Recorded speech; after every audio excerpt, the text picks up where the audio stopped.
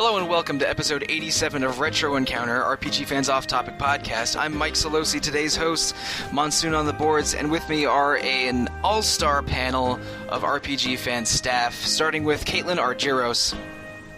Hi guys, Link is on the boards, and I like me some Xenoblade. Also, I say it differently, so tough. Talking about Xeno versus Xeno? Yes. Do you also say Xenogears? Yes. Do you also say Xeno Saga? I say Xenosaga, but yes. Yeah, you missed I've never noticed this. And this until today. Speaking of not noticing things, the person who just didn't notice that was Stephanie Sybydlo. Hi, Canadian bacon here. What was it that you say you call Canadian bacon upstairs? Female bacon. Okay. Huh, you learn something new every day, I guess, or at least I did. And in addition to Caitlin and Steph, we have Peter Triezenberg. Hi, I have Fury on the boards. And one thing that the four of us have in common, besides working for RPG Fan, is that we love Xenoblade Chronicles, or Xenoblade Chronicles, the Wii RPG classic that is extremely critically acclaimed and also extremely long, and because of that 90-plus hour runtime, we could never have it as a regular play-in-1-month journal episode for Retro Encounter. So, as such, we decided we all love Xenoblade, and we decided to have a standalone episode all about it. And, in fact, this episode has been in the works for a while. A bunch of people were interested in doing it, and we just now found the time and the right, space in the schedule to record it. So we all like Xenoblade Chronicles. Man, that's going to bother me all the entire episode. Just say it how you want to say it, and I'll say it how I want to say it. I don't know. Now I'm second-guessing everything. Debate of our time. I mean, technically, both is correct because of how that prefix can be pronounced. So it's really up to you. All right, sure. But anyway, I guess starting with you, Caitlin, how did you stumble upon this game? Like, did you know about it long before it came out in the U.S.? Was it a surprise to you? And what are just an abridged version of why you like it so much? Because I know that you've talked on many podcasts about how much you love Xenoblade. Yes, and I could just talk for hours about it, but I'll try not to.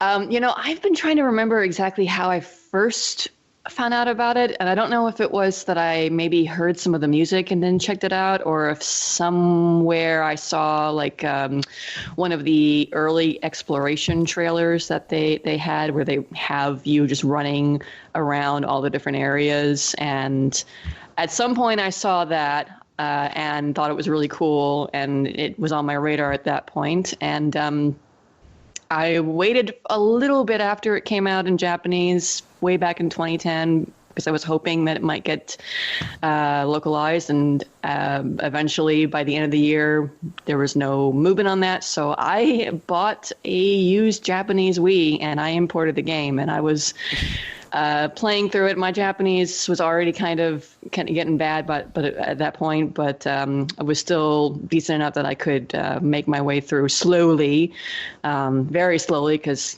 it's a long game. And then, let's see, I stuck with that until the European release was announced, and when there was still no word from Nintendo of America, I just imported that and played through and beat it. And then I got the the North American version to support it when it came out. And then, of course, I had to buy a new 3DS to get it, Xenoblade Chronicles 3D when it came out, because, I have all the other versions, so I needed to complete my collection.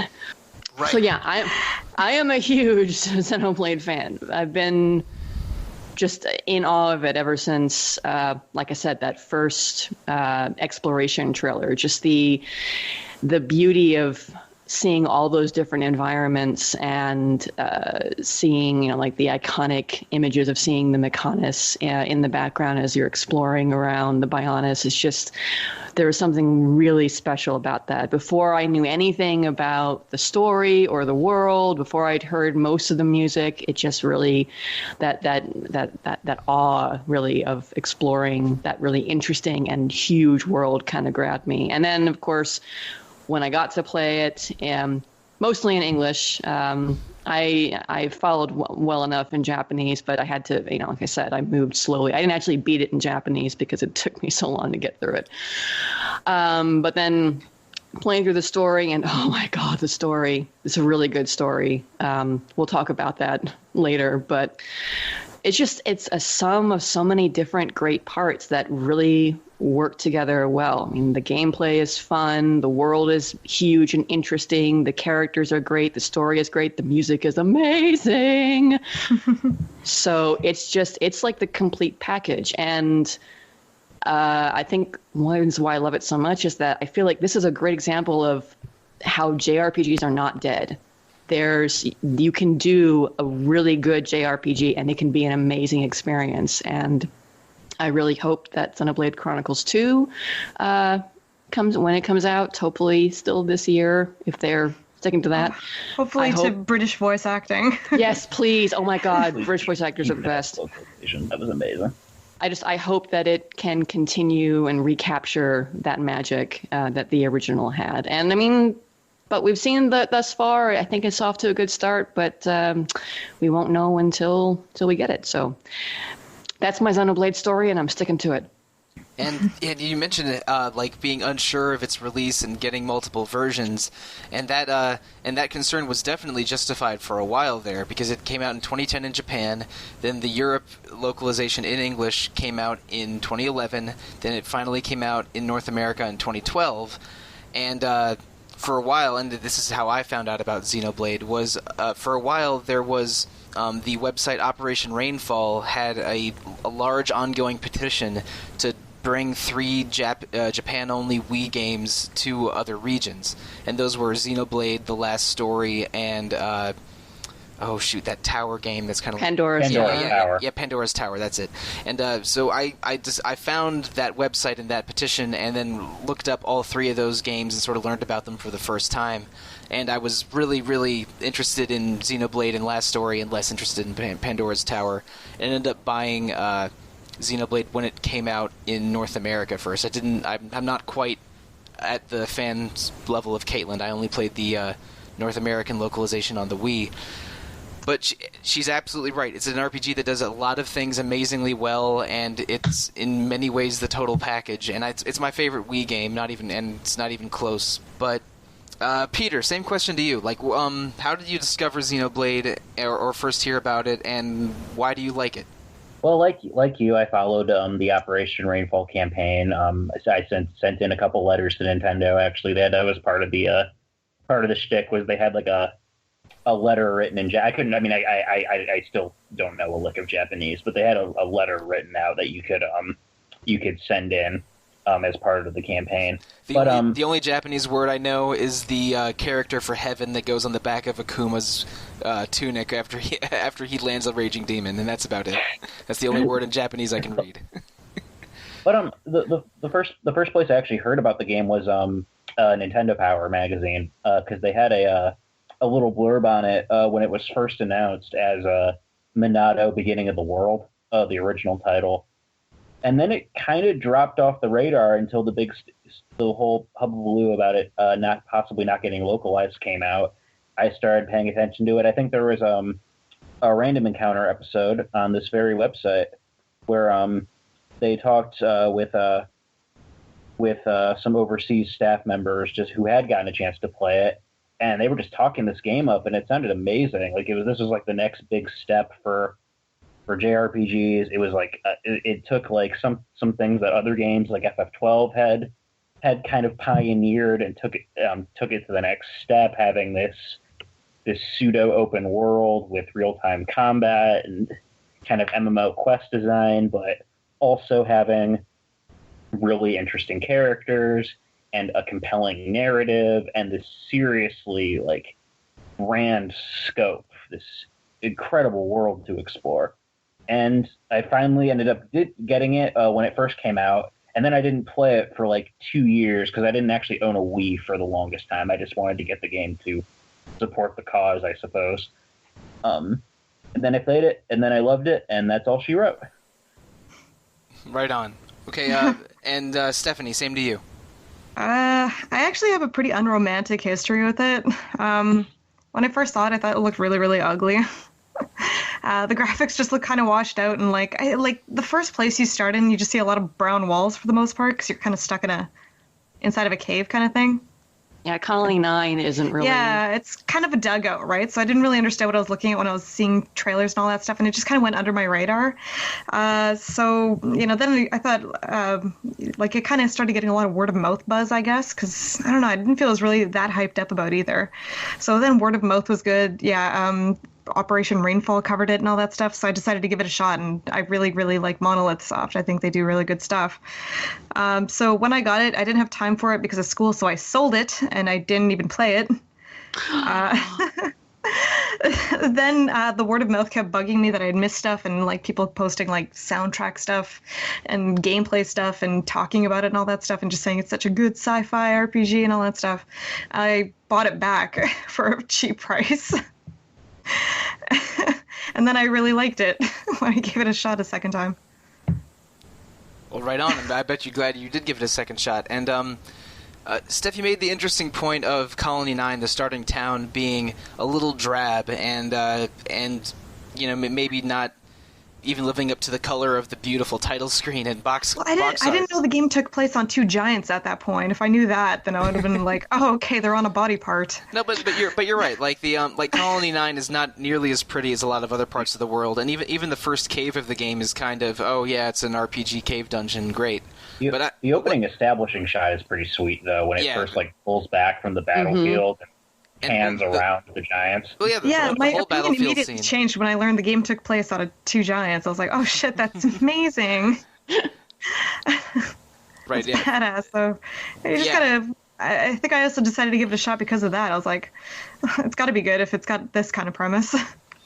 Yeah, I was thinking the other night that, you have to start at Colony 9, but the fact that you get a crap ton of quests to begin with, and that's even when you have Colony 9, like just at, the basic 1-star level before you have unlocked more quests. There's a lot. I usually spend a lot of time just clearing those quests before I proceed with the story. And I love Colony 9, but it's like, I feel like once you get to Gower Plains, that's the magic moment when you realize the beauty of the world and the awesomeness of the exploration. And it can take a while to get there unless you speed through the main story. And that might actually be somewhat of a disservice to the game. I've seen people who got turned off by the stuff in Colony 9 and just never proceeded to continue the game. And I wonder if they would have been able to get to Gower Plains earlier, if that would have changed their minds. I hope it would have, because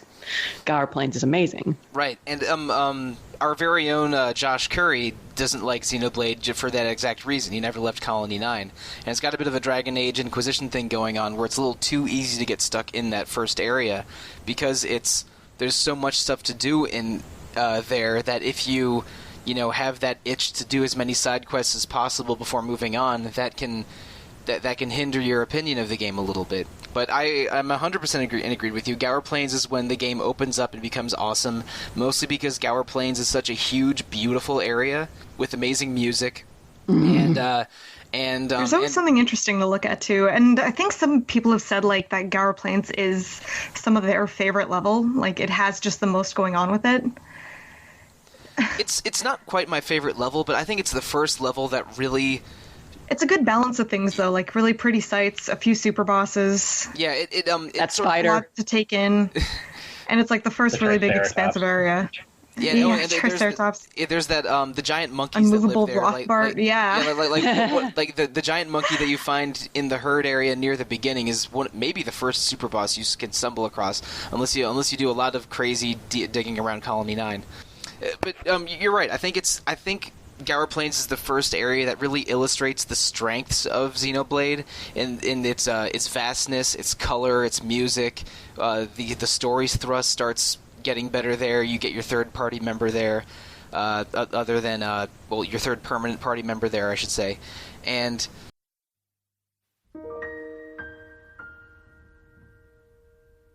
Whoops, sorry about that. We had some technical difficulties with the recording, but I believe I was just rambling a little bit about how much I love Gower Plains, and I think we should stay on that topic for a little while. Peter, Gower Plains is the sort of second major area of the game. What are your general thoughts of it, and how did you feel when you first started exploring it? For me, it's one of the, I think it's kind of, it encapsulates the experience of playing Xenoblade, because you first kind of walk into this huge open area. You've got all these area monsters, all these different roaming creatures running around it. It kind of makes the place feel like there's an actual ecosystem going on there. Yeah, like different types of things happening on the mushrooms on the, like, one side. Like, I think one of the species has its own lair. Yeah, you've got all these little, like, offshoots and nooks and crannies to explore and items to pick up. Infiltrate nests, yeah. And then, like, but then you can run into, like, these, like, it's always clear. There's a level indicator, and the color of the icon above the monster's head that is indicated that this thing is way above your weight class, and you're gonna die if you try to fight this thing. But I usually presume the big ones were trouble. And also it does an interesting thing where some species, even if they're way stronger than you, will ignore you, and some will always try to attack you regardless of your level or their level. Mm-hmm. And some will try to avoid you if you're at a way higher level than they are. It's you're right, Peter. There's in every area of the game there's ecosystems and monsters of far different sizes and power levels and behaviors, all sort of interacting. And I like that. And you get a lot of games that give you like the same kind of level monster for every single place. Right. It kind of levels up with you. So it's always cool when you can kind of really, literally mix it up. And it definitely gives you a reason to like come back to previous areas once you've gotten stronger to take on. Yes, totally. Like the named enemies and get that awesome, sweet battle theme. Oh, yeah, that's You Will Know Our Names is the... Yes, for when you fight unique monsters. That too good. That song rules.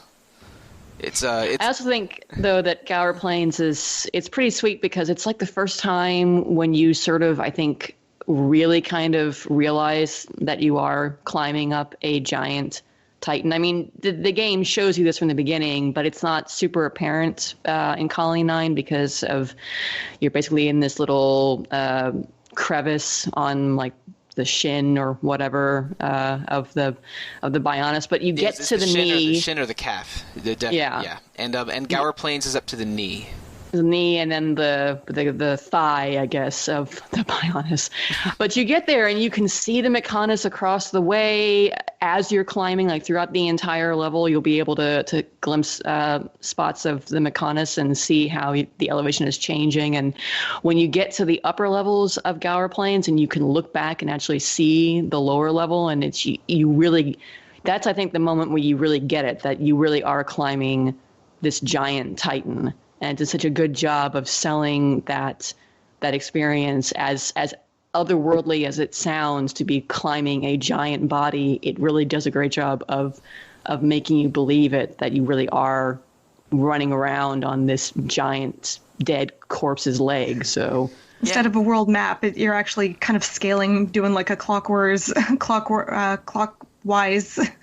tour of the two of them. Yeah, and it's I'm not 100% sure how gravity works in this world, because you're never feeling like you're about to fall off the Mechonis as you're walking, vertically up its leg. But they keep. But you do get a trophy for falling off. That's true. But there is a consistency to the world of mythology. How it tells you what part of the Mechonis or Bionis that you're on as you're traveling up these two giants, and like you basically travel from the calf up to the head, then walk down the shoulder to where the Mechonis' sword has impaled the Bionis. You eventually go down to where the chopped off arm of the Mechonis fell.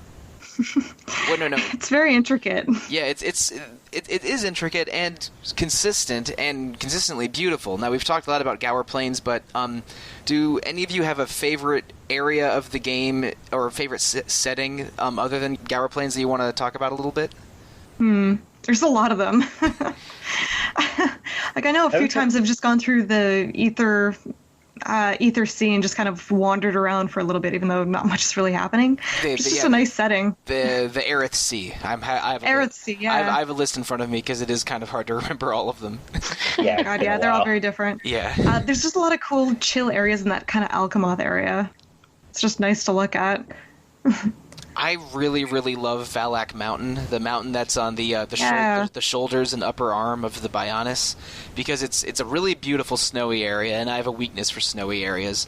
They always have good music, too. Yeah, we did an episode all about them a while ago. And Valak Mountain is so crazy because they have like suspended like columns and pathways. It's like the geometry of that icy area is really, really crazy. And there's a really cool climactic boss fight near the end of it when you finally defeat the Iron Face Mechon. And really fun ice physics. Yes, the physics of that area are not easy to explain. But because like you're like walking along Mobius strips suspended over mountains and stuff, and there's and the ice tunnels aren't always easy to navigate. But it's really, really beautiful. Flying though, yeah. It's a really beautiful, chill area. I like Valak Mountain a lot. Caitlin, do you have a favorite area besides Gower Plains that you want to bring up? Well, some of my favorite areas are actually tied to the music that plays in them. I love Mechonis Field. Yeah. Because of that beautiful, I mean, that's like possibly my favorite piece of music on the soundtrack is the field of the Machini or the field of the machines. And that's a really cool level. I mean, it's obviously all mechanically themed, but that level. Got a bit of a sci-fi dystopian, like synthesized 80s Blade Runner kind of vibe to it. Yeah. That entire really cool.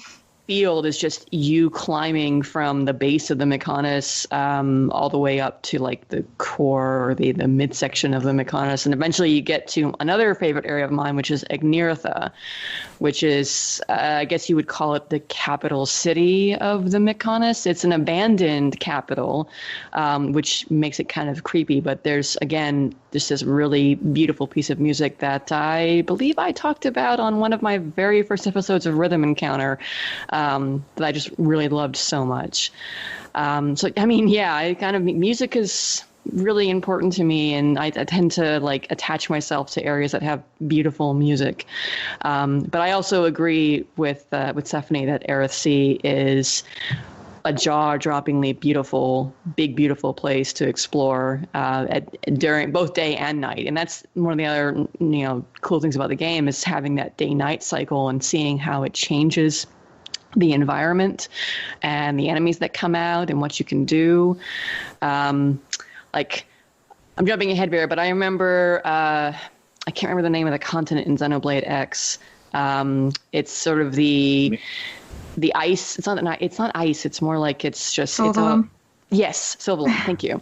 And how it looks so drab during the day and the music is muted to represent that, but then you get there at night and suddenly everything is all lit up and beautifully golden. And a lot of the places kind of like light up in their own way at night, right? Usually expect the daytime for most of that kind of stuff to happen, but it's cool when, at night everything changes too. Yeah, and the music reflects it's not that. Just dark, The night version is a lot more active than the day version. So, I mean, that's a cool thing. I'm glad that Xenoblade X kept that from the original as having that day-night cycle and having the world kind of change and look differently depending on what time of day you're there. So yeah.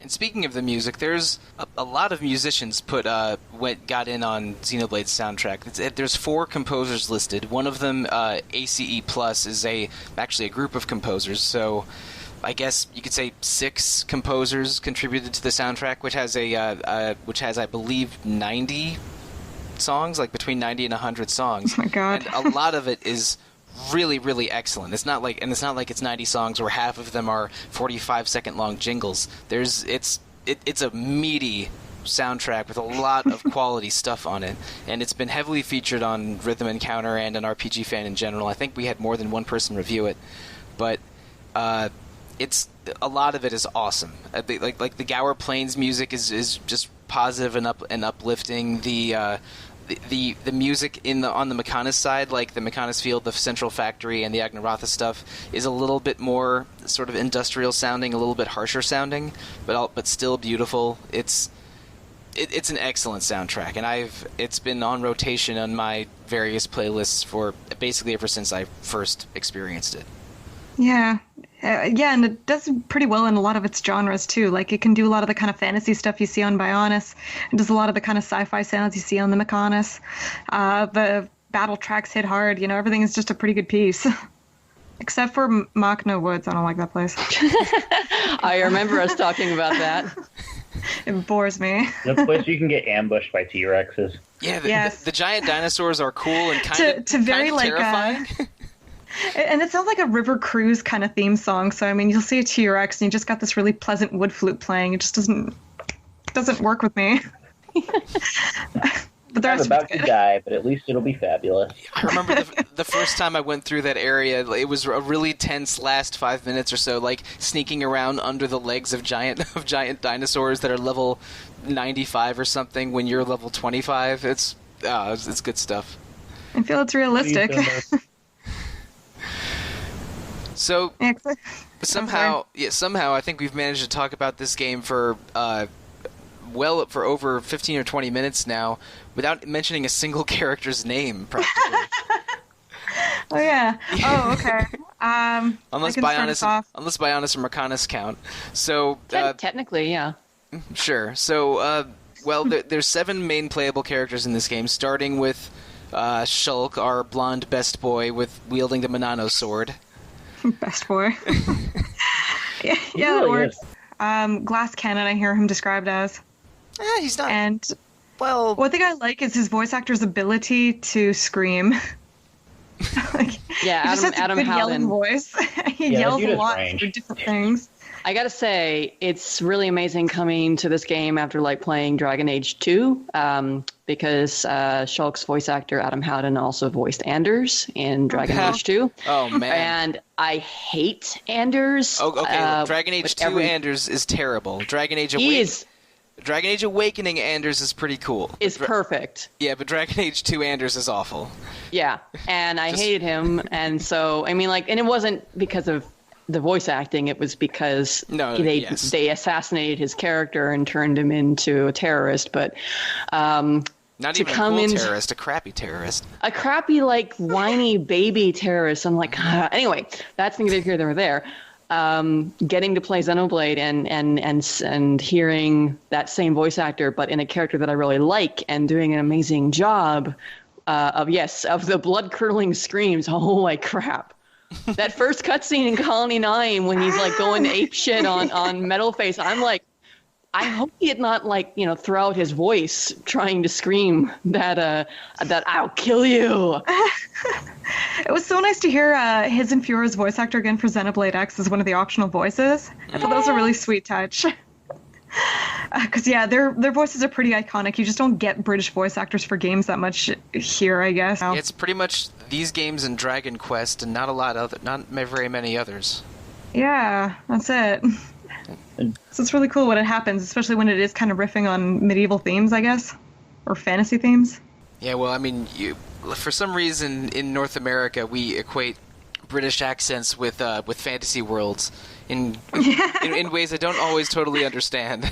And foreigner voices, like in Gladiator. Yeah, it's like, they're European. Well, obviously they speak with a British accent, no matter what their nationality actually is. This is really off topic, but do you guys remember Valkyrie, the Tom Cruise movie? No, I don't. No, I've Never seen saw it. it. You do. It's the one where where they're in Nazi Germany, but every actor is either American or British. Yep, sounds about right. Oh, I gotta see that now. Anyway, back on to Xenoblade. Are we feeling it, guys? I'm really feeling it. Smash the Bros. power has of the immortalized Monado. Shulk's Yeah. character. There's so many good one-liners for all the characters, I think. Electric Gutbuster is one of my favorite skills ever.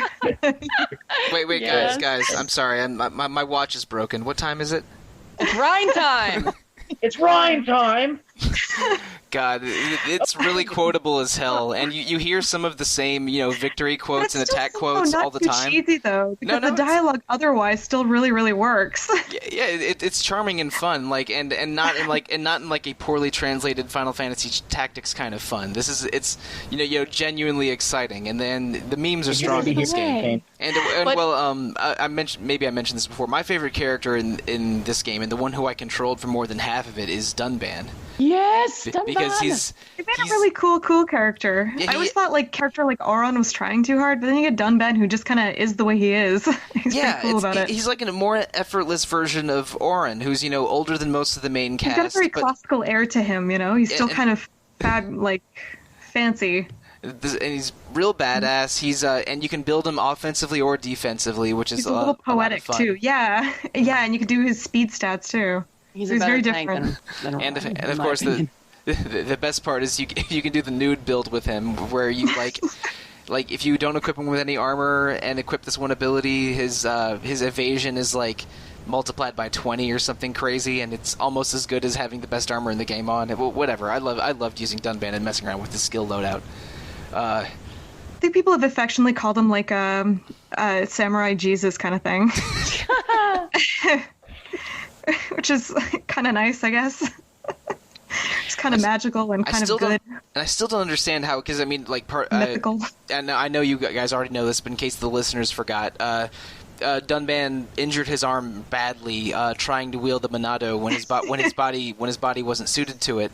So when he joins your party, his right arm is in a sling, and he wields a katana with his off arm, with his left hand. And for the life of me, I still do not understand how he can effortlessly climb ladders and rock faces with one arm basically tied behind his back. Because he really grabs very tightly with his one good arm, and he can manage to keep his place while he moves his feet without keeping his other arm. And some truly amazing core strength and toe strength. And that means he's fighting the game with his less dominant hand, so that just adds another big layer to him. Badass, yes. Mm-hmm. Imagine going through all of college or something, but having to write with your offhand. And that's how badass Dunban is. He's very hard to hate. He does nothing wrong. No, he's a awesome. Good person. Sometimes they write them too good, but it's all right. Sadly, I can't think of anybody in Xenoblade X who's like that. So I always give that a big point to this game, is that the characters are all pretty likable. Mm-hmm. Even someone like Ricky, who's a mascot character, just somehow found a way to be kind of likable. That he's amazingly. Ricky was the guy I had on my team the most, other than Dunban, but that was mostly for gameplay reasons. He's a short mascot character, but he's got the most HP, and apparently that was just a last minute kind of gimmick they wanted to work in for him. Yeah, they were going to give him kind of moderate HP, but they said no, give him the most. Yeah, he has the most HP, and his skills are a lot of damage over time stuff, like fire and poison. Mm-hmm. Yeah. So if you just throw him as the third character on your team, he'll just never die and occasionally heal you and throw fire and poison everywhere. It's all right. Especially for people who don't want to use Charla, because she's probably the worst gameplay-wise. Yeah. And she's the most boring to control by far. Oh, yeah. But, at least... I wouldn't say that. Shulk, well, but I kept Charla in my party for most of the time. You're one of those, Peter. When I first played the game... When I first played the game and I tried playing Charla, I didn't like playing as her. But I started playing Final Fantasy XIV and I started playing maining healer characters. And then when I came back to play it again and I started playing Charla, I liked playing her a lot more because I kind of understood the mentality of being the main healer character. But having said that, once you get the cast together, Charla isn't actually needed that much I beat the final boss without her. I used Shulk, the seventh character, who I don't know if we want to spoil. Okay. We should say right now we are going to spoil the hell out of this game, and if you have never played this game, we'll leave it at the end. You will. You should hold off on this podcast immediately. But we'll discuss the seventh character later. Okay. Yeah. But anyway, I didn't have Charlotte. I didn't have a dedicated healer in my party for the final boss because I didn't need it. Shulk's light heal, once you buff it up enough, actually does, good healing, and it heals well and very quickly, right? Yeah, and you have an evasion tank like Dunban who doesn't get hit that much, and then Riki can background heal. What a cool idea, an evasion tank. Yeah, that was my party for most of the game, including the final boss. I would control Dunban and manage everybody like a tank, while Shulk did a lot of damage by attacking the sides and rear, and Ricky just would do his own thing out, whatever. You do you, Ricky, and that's how I beat most of the game, including the final boss. What was it though? But I do like what they say is that like Charlotte is good if you're just not really too sure about a fight and you don't really want to do the grind and you're kind of erring on the side of caution. You bring her and you'll be pretty safe. And by the end of the game, she can usually heal more. But at the same time, you can sub in other people to just kill people faster if you play just a bit smarter. It's actually a really cool balance, I think. And then we were talking about how Dunban can be an evasion tank or a more traditional offensive character, but you also have a more traditional tank in Ryan, who just is nothing but defense and taunts and boosts. And he's got good ways of keeping himself alive, I think. Yeah. A lot of damage mitigation on him. You could pitch a lot of different parties, but a lot of them pretty much work. So again, they found really cool rules for each of the party members. Yeah, and I like that, you have those one-off liners when you finish a battle where they all say something random, but you also have little chats between sets of 3 characters that are unique to that set of 3, where they're literally responding to each other. And a lot of them are funny or hilarious or if you have Ryan and Melia and Ricky, Melia will ask if she can pet Ricky, and Ricky's like, yeah, and then Ryan wants to, and Ricky's like, you're gonna pay me food, like biscuits or whatnot, 1 biscuit for each stroke, and I'm Ricky. They have really weird blurbs to each other, and sometimes they're a little bit cheesy, but they're just the right amount of fun. Yeah, I love how really knows how to do that. Ricky's designated like the great warrior of his tribe, but is also a kind of a philanderer with 40 kids and a reputation for being lazy. And it's like, well, you're kind of great, Ricky, even though if your voice. But he is pretty grating. Good. Yeah. It's a little grating, but it works. It's actually kind of nice to get an older person doing a cute voice than it's usually a very high pitch voice. Mm-hmm. Yeah, his Japanese voice is more that what you'd expect. It's real squeaky Pikachu-esque. It still oddly worked. Mm-hmm. But yeah, Ricky. The British voice acting was pretty on point, and I do like how they had a former Doctor Who companion, Jenna Coleman, doing a voice before she got famous. Before they looked at her and said she's way too pretty to stay behind a mic, and she moved on immediately to Doctor Who. But and how they kind of talk about her as having a posh voice because she's royalty and all that stuff. Right. Yeah. She voices Melia, I'm guessing. Yeah. Yeah, sorry, she's Melia. Right. Yeah, okay. I don't know the voice actors for this game that just on the surface like I do for certain other games. Melia, I find interesting because she's basically your offensive mage kind of character who can do a lot of stuff with her spells, but she's I think maybe the worst character to have as an AI, but extremely effective and fun and interesting as the player character. Yes, she's broken, really. Yeah, because because you set up all these different elemental glyphs and can basically spend them for super moves, and she's really interesting and fun, but the AI does not know how to use her. The AI doesn't know, and her defenses are really crappy, so you do have to play her smart. But she can dish out, I think it's if you can one of the characters you can easily max out whatever most powerful attacks with, and every 11 seconds you can deal 3,000 damage or something, or even more. Yeah, but basically by quickly stacking and refreshing either fire or lightning. I'm not sure which. It would depending on different setups, but or you can do the damage over time thing again and just make battles go that much faster. Yeah, she can deal the most damage or heal the most or defend the most depending on how you set up her skill loadout, and she's awesome. I really liked using Melia as the main, but only as the main character. Basically, if I was playing, and basically by the time I had 6 of the 7 main characters, it was either a Dunban tank game or me just blasting everything as Melia. Because I think Shulk's a little vanilla in terms of his moveset, even though he is powerful. Will anyone ever use Third Eye or that one where you sacrifice your HP?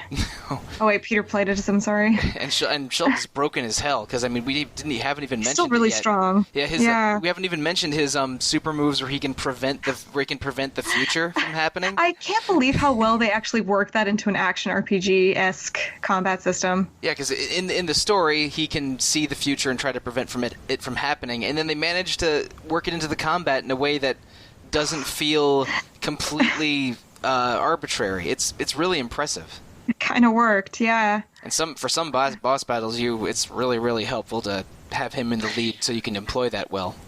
The one thing I don't like about those abilities, though, is that when you change the future, the music changes. And if you're fighting a named enemy and you will know our names blaring, and it's awesome, then then you change the future and the music changes, and the music it changes to isn't nearly as good. So Caitlin's really in it for the music. I am. She's getting upset when it's changed. I actually really appreciate that. Because it's not as fun. It sounds a bit more like heart attack inducing, just kind of shocking. Yeah. Not as fun. Yeah, and it's not a smooth. It's not a smooth transition either. If using that move, changed it to a muted version of the song, or a smoother transition, and then went back to the regular song after it was reset, that would be more forgivable. But it doesn't. I don't remember this as. At least in something like Skies of Arcadia, if you were winning like crazy, you had the upper hand, then it would change to a triumphant theme. There's Skies of Arcadia has 3 battle themes. One called Crisis Mode if you have 2 or more characters down, and one called Opportunity Mode if all of your characters are healthy and the enemy is below 25% health.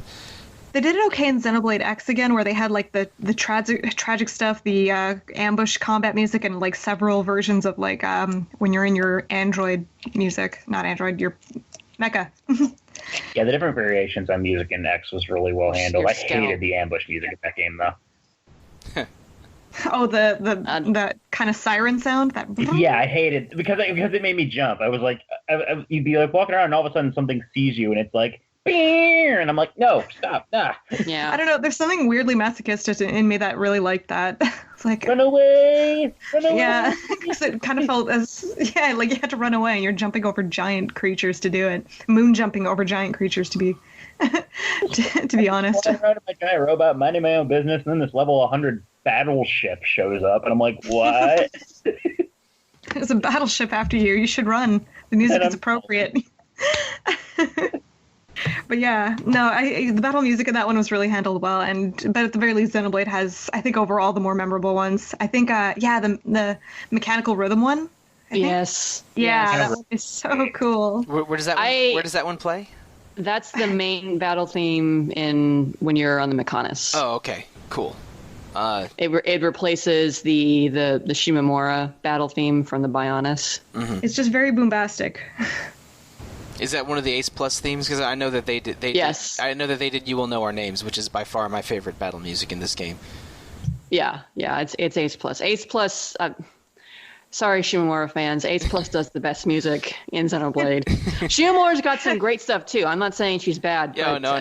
When I'm looking at the soundtrack, the standout pieces are all Ace Plus, with a few by Manami Kiyota. But and Mitsuda's got his one. I really don't like that ending theme. Yeah, I do. I at think all. It's safe. Fine. I think it's boring. And like I know there's a lot of hit or miss even on Xenoblade X too. Like a lot of people like will not love anything about the Xenoblade X soundtrack. It's just too kind of contemporary in parts, I guess. The Xenoblade X soundtrack is super interesting and experimental, and less traditional than the Xenoblade soundtrack for sure. But it's I haven't played Xenoblade Chronicles X. I don't own a Wii U, but I just really like Sawano. Yeah, but it is. I've listened to a lot of it, especially because I edited a lot of sound samples for the 2015 Music of the Year, and a bunch of people put Xenoblade CX music on that. So I listened to like at least a dozen tracks from that game just doing that, and a lot of it was super, super cool. It made me interested to seek out the soundtrack on my own. But I would still put Xenoblade Chronicles 1's soundtrack ahead of it.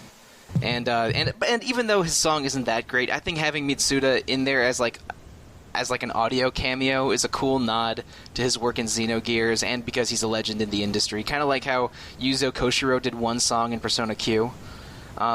It's just whatever. I think it's a cooler idea, maybe than an execution. Song. Yeah, better as a concept than an execution. But I don't begrudge it. Well, it sounds like he's quite pleased with his work on Xenoblade Chronicles 2. Or at least, he's talked about it more than anybody else has. Than there is official material. I'm like, pretty much any news we've gotten about it has been music related. I'm really wondering what the breakdown, though, is, because all we're hearing about is Mitsuda. Mitsuda's recording with the live orchestra. Mitsuda, the recordings brought... hoping to see it at U3, because it's like, it's tears kind of time. I don't know. I love Did they say Mitsuda. who else is coming on for that? Is anyone? What? I was wondering, did they mention any other composers coming on for Xenoblade Chronicles 2? No, Ace Plus is coming back. They're back? Okay. Yes. And Although they're not. I don't think Shimamura's coming back, though. No, she's not. As far as we know, everyone's there minus Shimamura. Cool. That's good. I mean, bringing the band back together for as for the sequel to one of our favorite soundtracks of the 2010s sounds like a good deal to me. And either way, like Mitsuda working with a live orchestra is a very tantalizing prospect. Although I've been burned before. Xenosaga 1. Oh God, I know. What a great soundtrack that you never hear. I know, right? Well, thank you. This has been episode 87 of Rhythm Encounter, the RPG Fan Music Podcast. But can we talk about the 7th character a little bit? Because I think there's a lot to talk about with her. And so if you don't know, listeners, if you don't know who that is, rip out your earphones or something. The 7th character is Fiora, who is your childhood friend from the that you meet right at the beginning of the game, but she's captured by the Mechon army and made into one of the bionic mechanic hybrid characters, one of the faced Mechons. And she's the is it the white Mechon or the silver Mechon?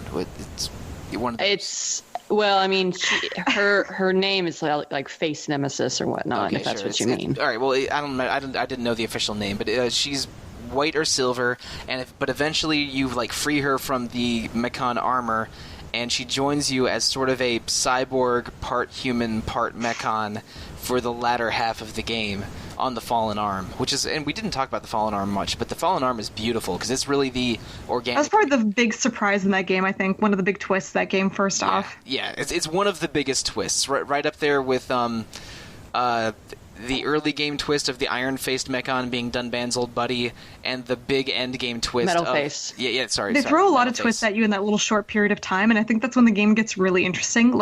Some people do say it's a slow burn, but I think it's around then when a lot of people really start to jump on the bandwagon. It gets really wild at the end. When twists happen, they're all pretty insane.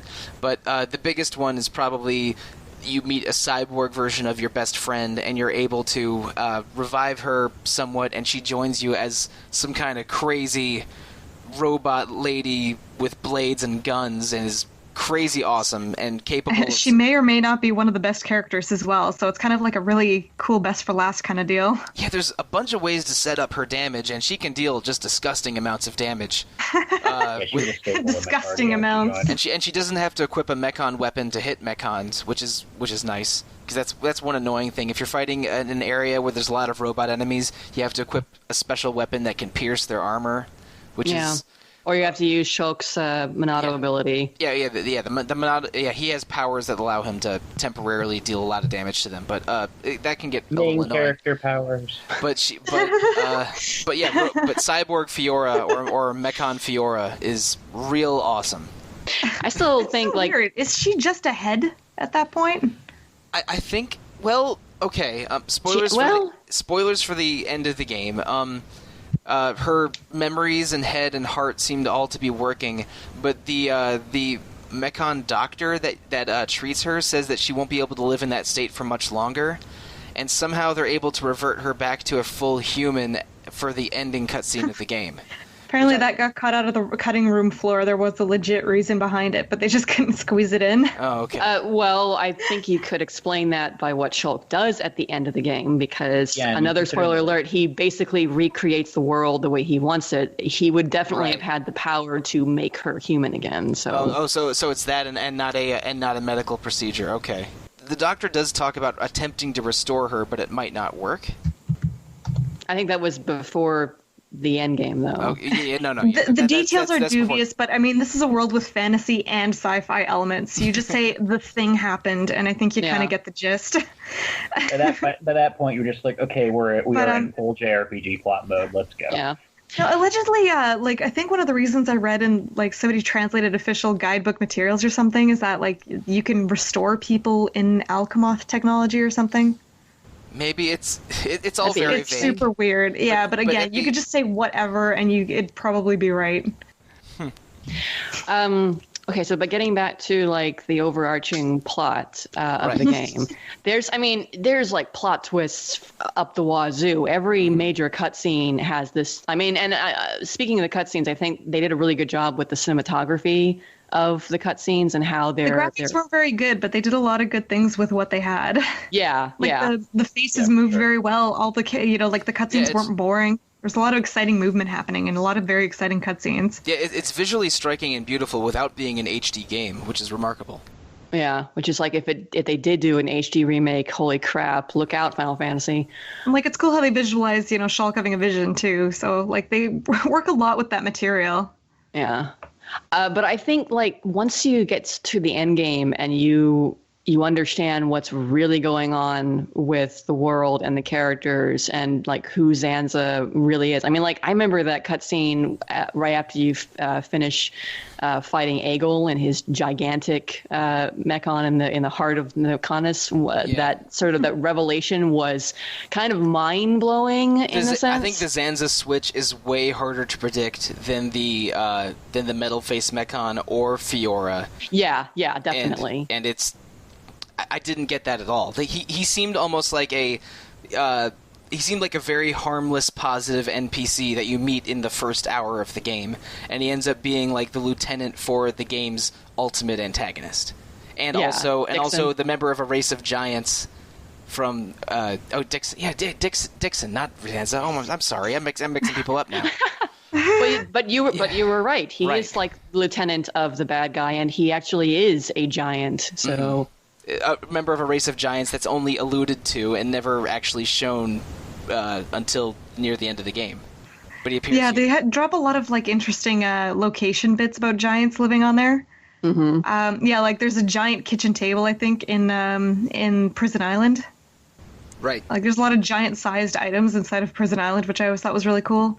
But even Tethra Cave, if you follow like a whole bunch of chain of side quests, you reveal that there's a whole bunch of giants who worship stuff in there too.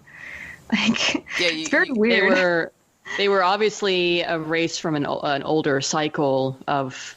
And that's the other cool thing about the story is they're like Protheans or something. They're sort of an ancient uber tech like. Ancient race that was superior technology, and finding their technology in ruins, is always a major discovery. Giant naked people. What I meant though is that you learn that this is not the first time that this has happened. There have been multiple cycles. Like the fact that you get to the fallen arm of the Mechonis, but the Mechonis still has its arm in the real world. Like you can sort of tell that this is not the first time that these two titans have fought, and the story in fact makes it clear that what Zanza wants to do is just do this cycle of fighting the Mechonis, being forced into sleep or what's the word I'm looking for. Being forced to retreat and to hibernate and regain his strength, and then when the time is right, reaping everything in order to revive himself and do it all over again.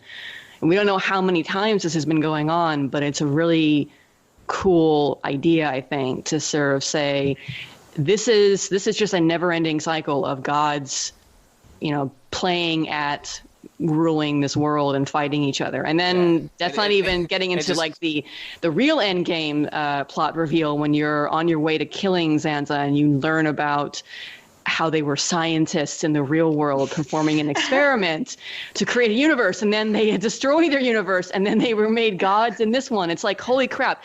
And I think what I love the most about it is I always loved Greg's review on our site about that. He says by the end of the game it gets almost a little too spoilery. It's just so much happening.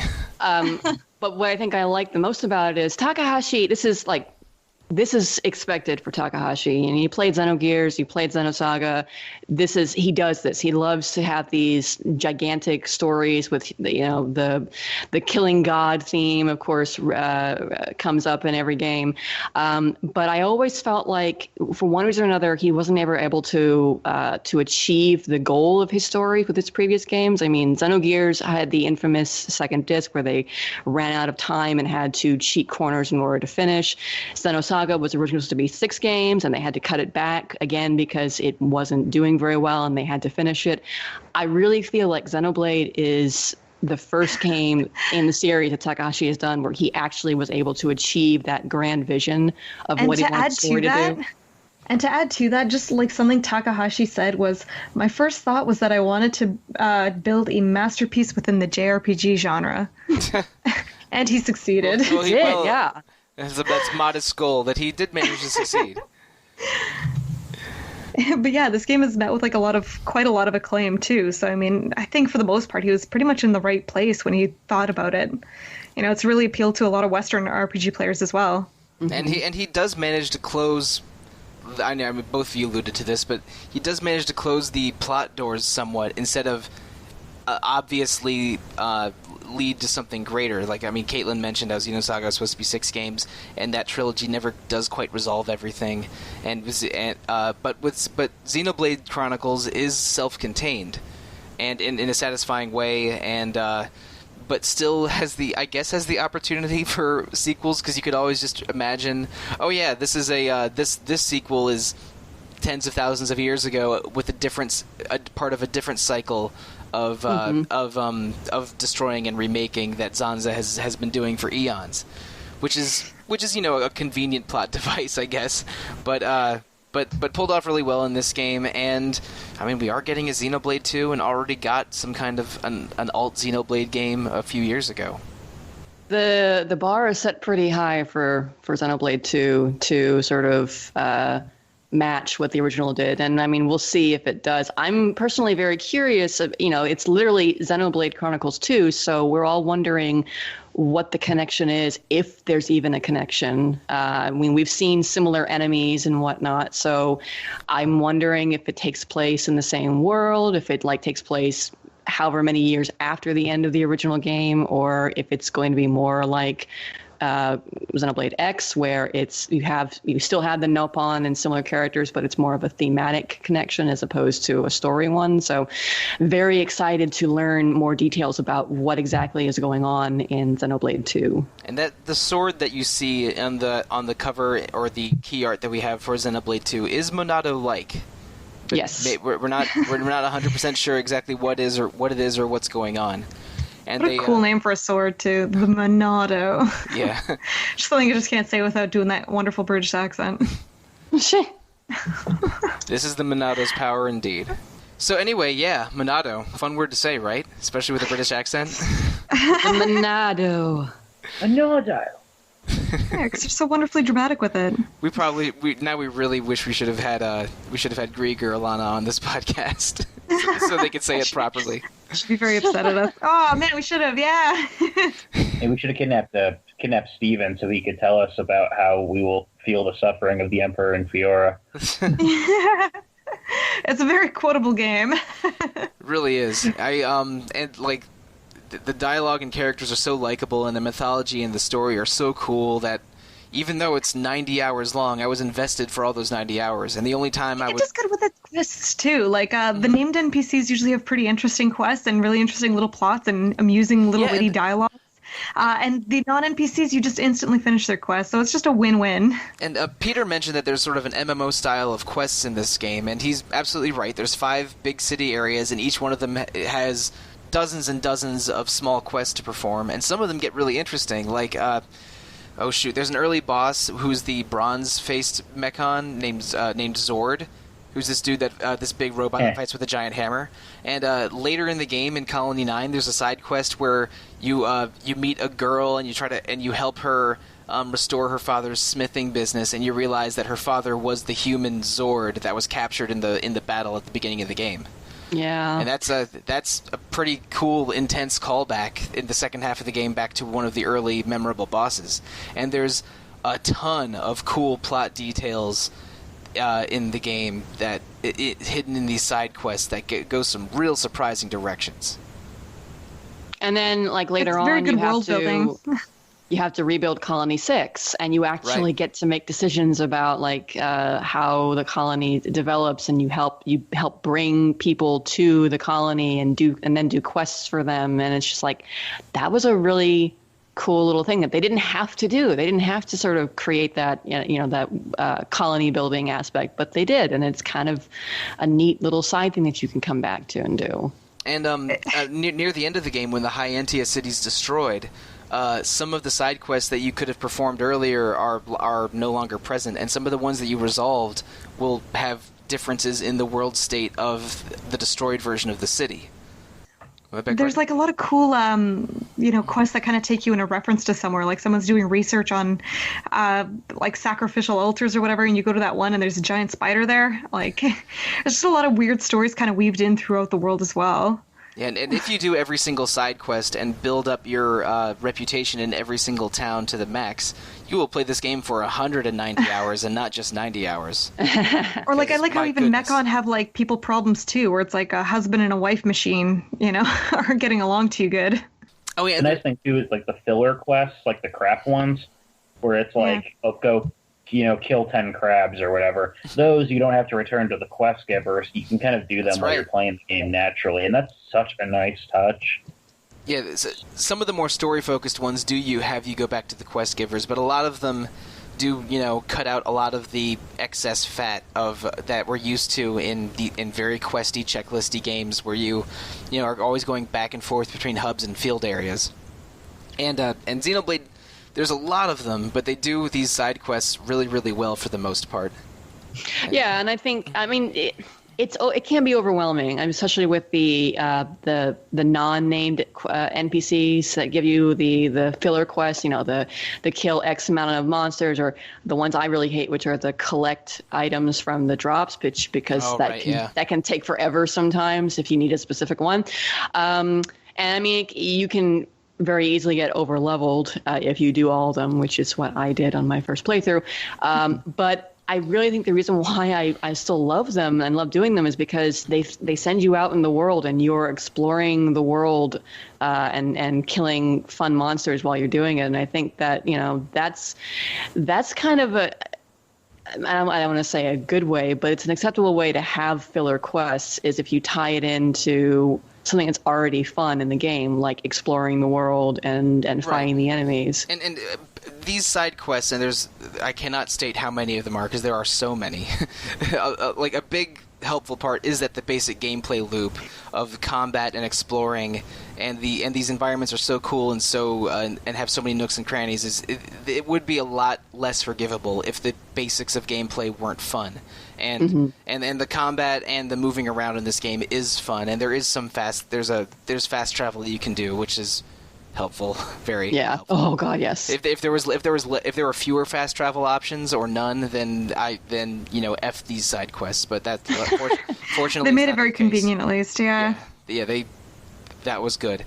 But and also there's a number of end game challenges. Like a lot of the quests are monster hunts for the special unique monsters that are often very high level, and the last couple of those are in the level 115 to 120 range, when the max level is either 99 or 100.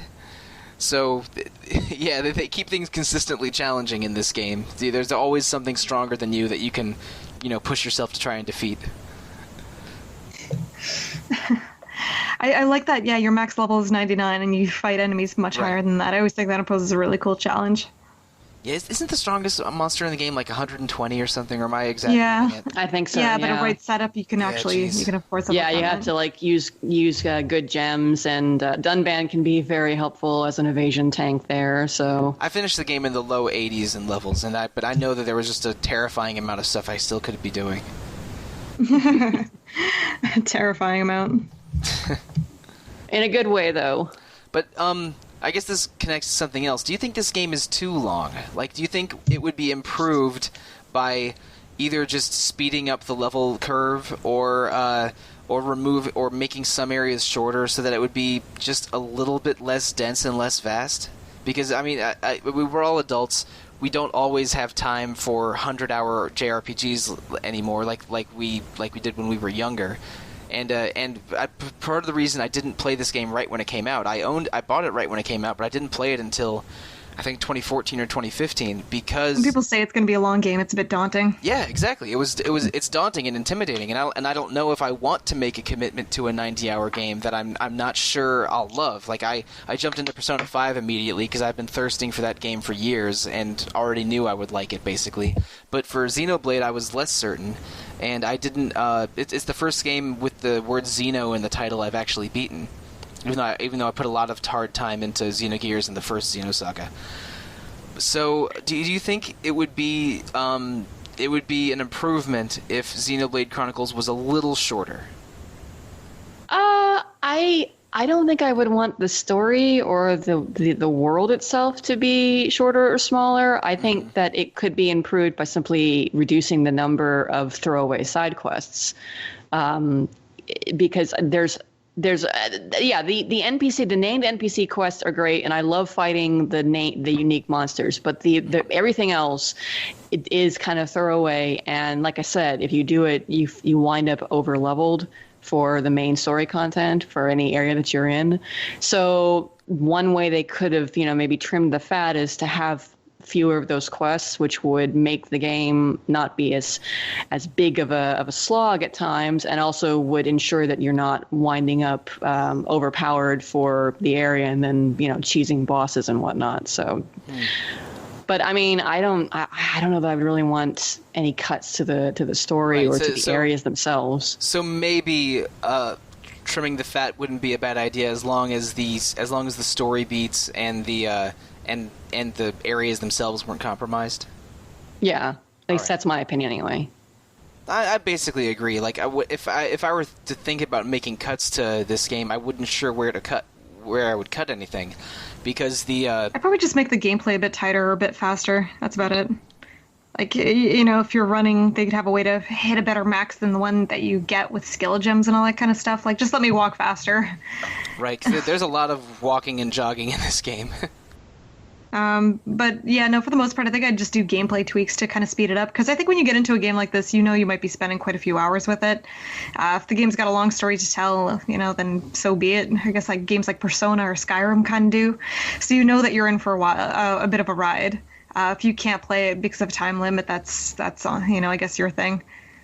But same thing, you don't want to get this too short, yada, yada, yada. And you're talking about the speed of the battle system, and there's also one thing I want to just address that we haven't mentioned yet, is how there's no magic resource in this game. There's not like an MP or an SP or a TP that you're always trying to keep up to use your skills. Everything's run on cooldowns. And that's interesting. It means that you can use your cool skills basically whenever you want, and set up combos between skills easily. But also there's sometimes it feels like you're on autopilot a little bit, because your characters will automatically attack enemies as long as they're sitting near them, and execute special attacks along that bottom menu loadout that you're pressing left and right and A lot on. But it was interesting to me because I'm used to playing RPGs that have some kind of magic resource that I'm always dealing with. Yeah, no, I like the games that get rid of it. I feel it creates a more interesting battle system. I hate having the MP manage too. Right. So no, I kind of like that this one is based on cooldowns. I just wish they were a bit faster. Yeah, because we played Tales of the Abyss a little while ago on Retro Encounter, and I was running out of TP all the time in that game. It was basically very the opposite problem. Yeah, this is the opposite. Where you have it and battles go by too quickly, in that you're always running out of MP because you're always using special attacks. I don't know. But yeah, no, I think it's actually a pretty clever battle system. Like, I like how there's a lot of emphasis on it is. On teamwork. On teamwork certainly, and kind of inflicting different status. And the MMO-ish nature of it has Xenoblade get compared to Final Fantasy XII fairly often, and in a good way, because Final Fantasy XII also has open, interesting environments and a really interesting action battle system, but. What someone mentioned to me in another podcast, it might have been you, Peter, that Xenoblade was like a more improved version of FF12. I think that's been Rob's line. Came out. You're right. No, it was Rob Steinman in a different. But it's a fair comparison, I think, because I think Xenoblade builds on a lot of stuff that 12 pioneered, in terms of just the direction of a lot of these of more recent JRPGs, and it's a trend we've seen continue. FF15 is basically kind of continuing in the tradition of 12 and Xenoblade. Cool. I definitely want to go back to FF12 too. So like, seeing I've kind of had a really good time with Xenoblade, Right. I kind of want to go back to Final Fantasy 12. Funny enough, see if I can Yeah, that one's appreciate it. super, right. And you'll have a chance very Yeah. soon. Yeah, and Yeah, it'll be at the slightly more HDR. At the time of recording this, the FF12 remake is not out yet, but I think it is coming out around the time we're supposed to post this. I'd have to check. I'd have to double check in schedules. July. It's July 11th. Okay, never mind. This is then. Yeah, this is coming out first. But It's here, crowd July.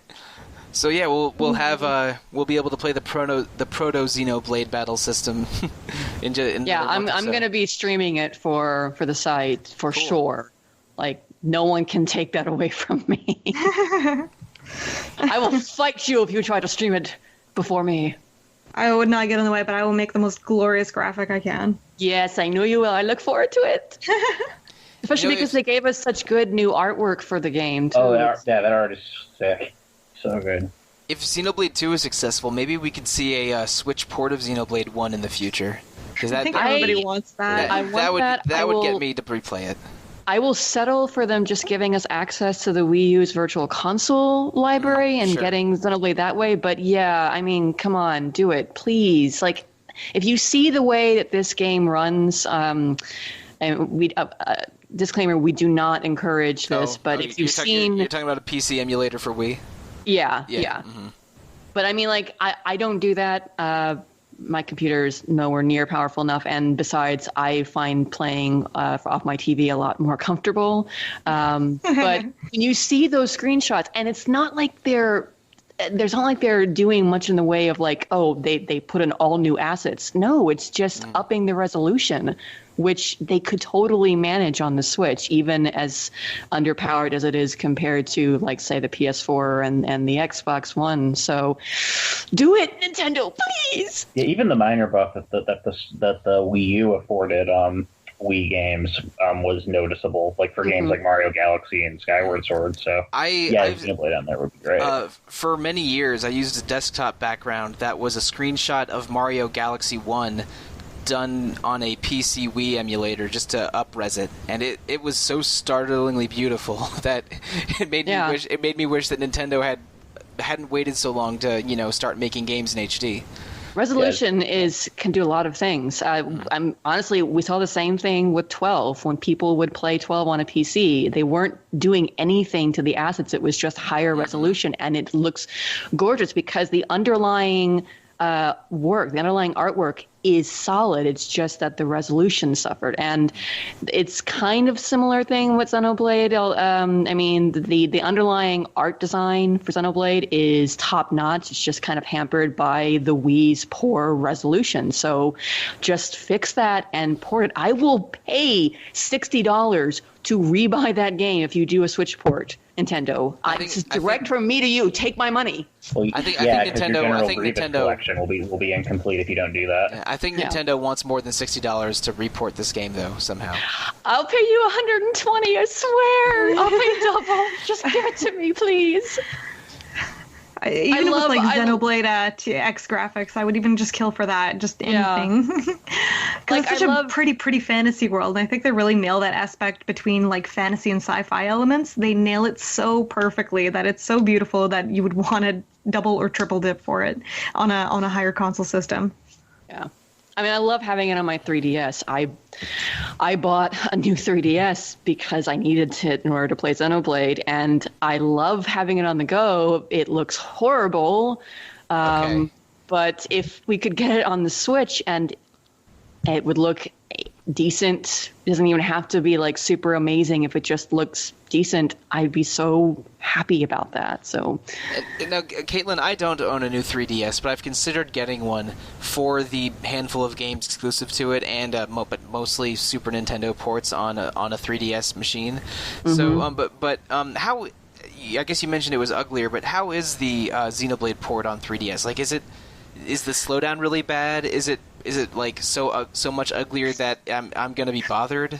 It's muddier, and it does have that resolution issue, but it functions perfectly well and perfectly the same otherwise. Okay. Yeah. What Stephanie said. It's just it's more pixelated because of the 3DS screen, which I mean, I know people love the 3DS, but having the Switch, don't want to go back to the 3DS. I mean, I have not used my Switch on my TV outside of the first time that I booted it up and started playing Zelda. It's been a handheld for me, and that's probably how I am going to use it for the rest of its lifespan, because it's a great handheld.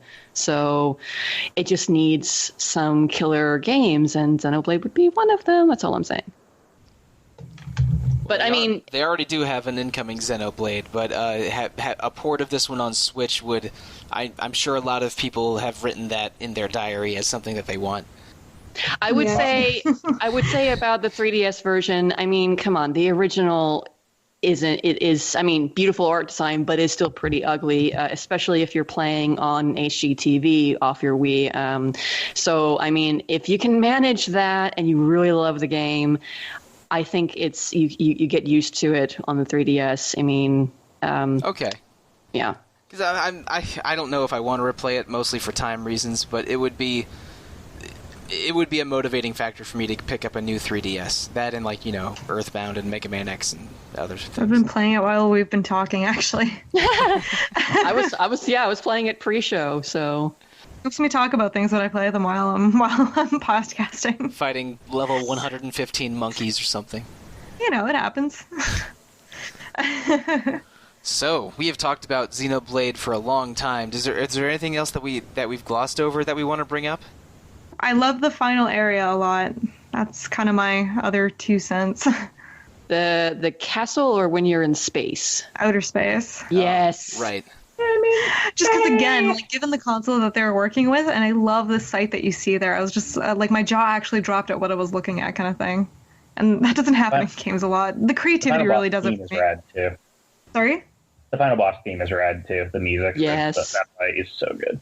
Oh, yes. I don't really care much for the Hyantia C plot, where it's they got a whole bunch of family drama going on. Oh, right.